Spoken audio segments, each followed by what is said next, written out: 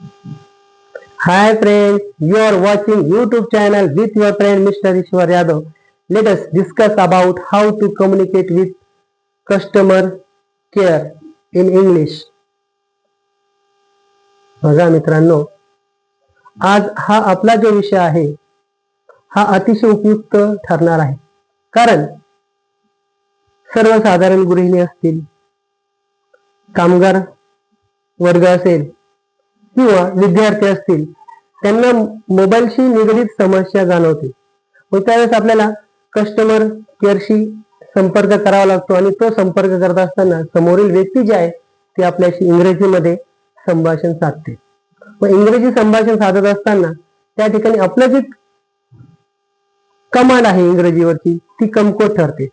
मग आपल्याला सुद्धा इंग्रजीमध्ये कसं बोलता येईल, साधी सोपी वाक्य इंग्रजीमध्ये कशी बोलता येईल आणि आपली समस्या सांगता येईल आणि ती सोडवता येईल, तर त्यासाठी सर्वांसाठी उपयुक्त ठरणारं छोटी छोटी जी वाक्य आहेत जे आपण कम्युनिकेशन करून मोबाईल फोनवर कम्युनिकेशन करून कशी बोलू शकतो ते आज मी तुम्हाला शिकवणार आहे. तर तुम्ही जर नवीन असाल तर या चॅनलला सबस्क्राईब, शेअर करायला आणि बेल आयकॉन प्रेस करायला विसरू मात्र नका. आणि माझे नवीन व्हिडिओ जे येणार आहेत ते सर्वांसाठी उपयुक्त ठरणार आहेत. तर मग चला बघूया. बघताय ना, बघायलाच पाहिजे. तर बघा मित्रांनो, सर्वप्रथम आपण कस्टमर केअरला आपली जी समस्या आहे त्याविषयी फोन करतो. फोन करताना hello, good morning sir, I am Ishwar Yadav, I am calling from Nashik. सर्वप्रथम hello, good morning sir, hello, good morning sir, I am Ishwar Yadav.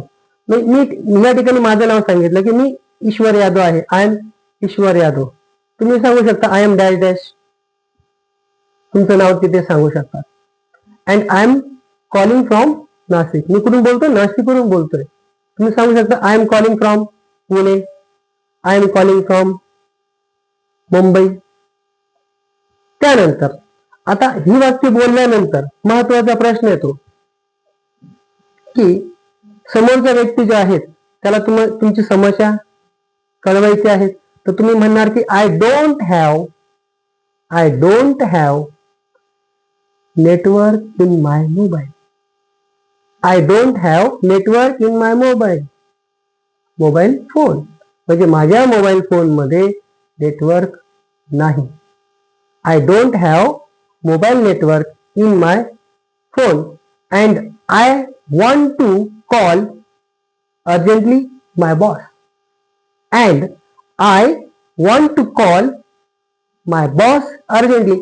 आणि मला माझ्या बॉसला त्वरित कॉल करायचा आहे.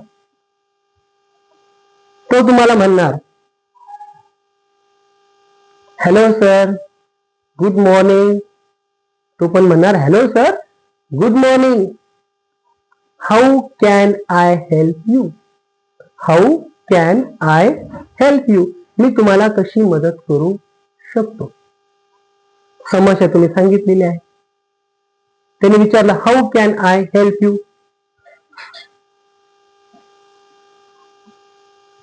मग त्यानंतर तो म्हणेल sir please hold on or stay online. Stay online, लाईनवर राहा. We will solve your problem within few minutes. We will solve your problem within few minutes. आणि काही मिनिटांमध्ये तुमची समस्या जी आहे ती सोडवण्याचा प्रयत्न करणार. तुम्ही लाईनवर आहात, तो तुमची समस्या सोडवणार आहे. त्यानंतर तो सांगेल then he will talk with you in English. तो तुमच्याशी इंग्रजीमध्येच बोलणार, कारण इंग्रजीची सुरुवात आपण केलेली आहे. तर तो तुमच्याशी इंग्रजीमध्ये बोलणार. तो म्हणेल please remove your SIM card. Please remove your SIM card. SIM card काढा, कृपया SIM card काढा. Then reinsert your SIM card and switch on your mobile phone. Your problem will be solved. तुमची समस्या सॉल्व्ह झालेली असेल. त्याने तुम्हाला phone switch off करायला सांगितला. The first he tells you please switch off your phone, then remove SIM card and reinsert SIM card and your problem will be solved. आणि तुमची समस्या सॉल्व्ह झालेली असेल. जर समजा आपल्याला हे समजलं नाही तर तुम्ही त्याला म्हणू शकता, could you repeat please this? Could you please repeat this? तुम्ही हे पुन्हा सांगू शकणार का? पुन्हा हे तुम्ही सांगू शकणार का? त्याला तुम्ही विचारल्यानंतर तो पुन्हा एकदा काय करेल? रिपीट करेल. रिपीट केल्यानंतर आपल्याला समजेल की आपली समस्या जी आहेत ती योग्य पद्धतीने सॉल्व्ह होत आहे किंवा नाही. त्यानंतर तुम्ही त्याला म्हणलं कुड यू प्लीज रिपीट दॅट किंवा रिपीट कुड यू प्लीज रिपीट दिस. तुम्ही हे पुन्हा रिपीट करणार का? नंतर तुम्ही विचारलं त्याला की how long will it take to resolve this problem. How long will you किंवा how long will it take to resolve this problem. ही समस्या सोडवण्यासाठी किती कालावधी लागेल? तो म्हणेल we will try to resolve your problem within few minutes. आम्ही काही मिनिटांमध्ये तुमची समस्या सॉल्व्ह करण्याचा प्रयत्न करणार आहोत. समस्या सॉल्व्ह झाल्यानंतर ते म्हणणार thank you, have a good day. Have a good day. तो पण म्हणणार thank you sir, have a good day. तर अशा पद्धतीने कस्टमर सर्व्हिस सेंटरशी आपण संवाद साधू शकतो आणि अगदी सोपी वाक्य सहजरित्या बोलू शकतो आणि आपलं जे काम आहे ते आपण पूर्ण करू शकतो.